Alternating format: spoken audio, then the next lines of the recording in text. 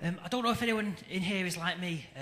I'm really into my nature and my wildlife. I can't get enough of all these wildlife programmes with David Attenborough and Discovery Channel. What I've noticed though is most of these programmes, they're always the same sort of animals like grey white sharks and lions and tigers. I've never seen one about my personal favourite animal, which is the humble goldfish. I think goldfish are amazing. Any animal that can do a poo over 5 times the length of its body is something very special indeed. I've tried to compete.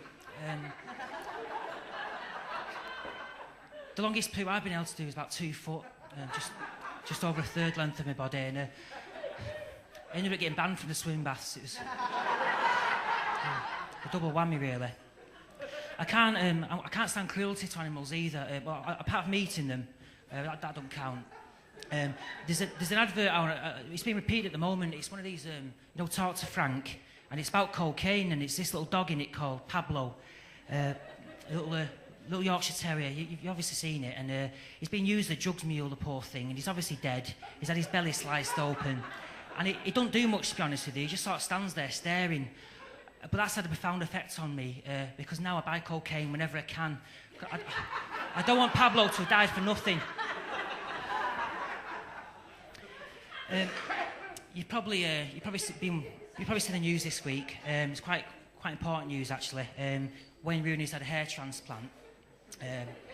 Now I've noticed it's quite a trend. This more and more these sort of male celebrities, obviously obsessed with the hair, are having these hair transplants these days. James Nesbitt had one. David Beckham's rumoured to have had one. A few other quite famous people. I'll be dead honest with you. If you're that worried about going bald, you can afford it. Do it. They don't look too bad. They look quite natural. It's better than a wig. One celebrity who went way too far though with his hair transplant was that bloody Phil Collins. You must have seen him on that Cadbury's advert. He looked like a gorilla. Take it to extremes. Celebrities really do annoy me though. They're all the same. They think there's something special.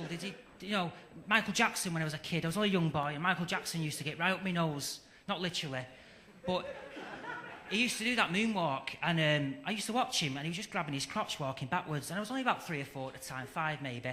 I thought, Michael, that's not a moonwalk. Can you imagine Neil Armstrong coming down them ladders? One small step for man, one giant for mankind. If that had been slippy, I could have done it right across there, but it's a bit of carpet. Sorry about that. Another thing with celebrities, I don't know if you noticed, female celebrities, they're all on these diets. They put a load of weight on, then lose it by Christmas and bring out a diet DVD.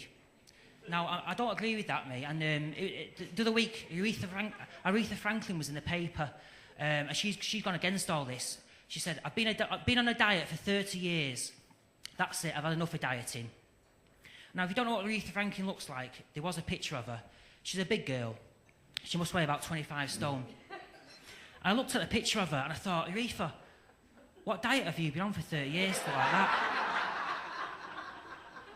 I was thinking, is it Slim Fast? Is it Atkins? Is it cabbage soup? What is it? And then it dawned on me, the poor girl, she's obviously been on all these diets over the last 30 years. Unfortunately for her, all at the same time. It's an easy mistake to make.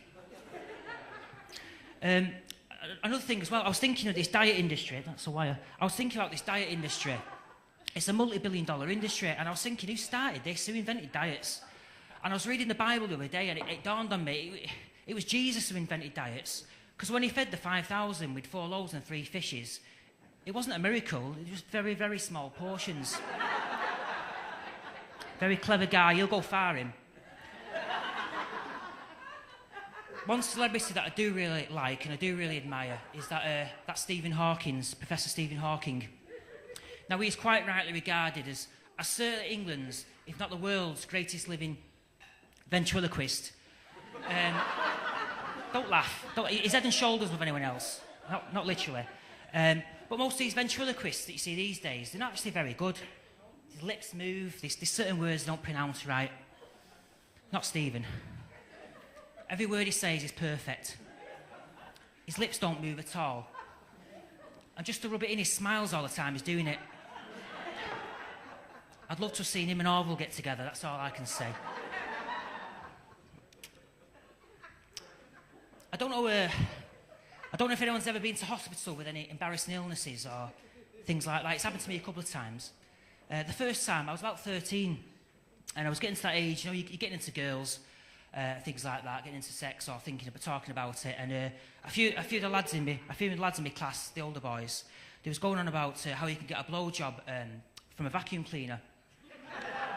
And I'm a good Catholic boy. I thought, you know, it doesn't sound right, that. And I did try to resist. And after a few days, it was sort of playing on my mind, you know. And I remember, I thought, I've got to give this a go. And I ran all the way home from school. I got in, got the vacuum cleaner from under the stairs, brought it up to my bedroom, closed the curtains, dimmed the lights, put on a bit of Barry White, you know, get us both in the mood, you know, romantic. Well, I'm telling you now, the humiliation of being driven to accident and emergency by your own mother, vacuum cleaner on your lap, your willy wrapped round the roller, it's life-changing. What made it worse is that she insisted on vacuuming the stairs before she took me. Very house-proud. I live with my granddad. He's getting on a bit, my granddad. He's older than me. And he is. And he's having trouble with his bladder. He's always having to go to the toilet. And the problem is, he's very old. He can't get up the stairs with a little terrace.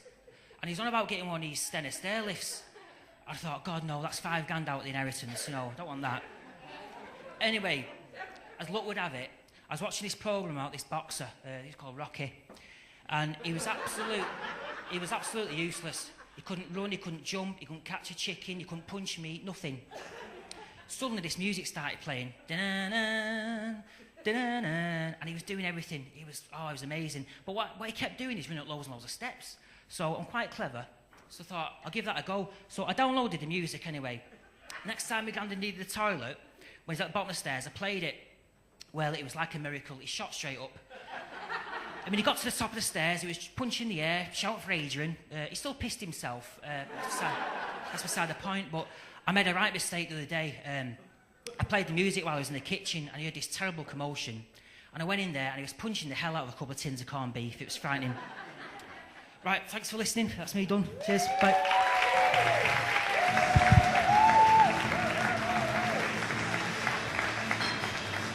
Give it up for Keith Morris!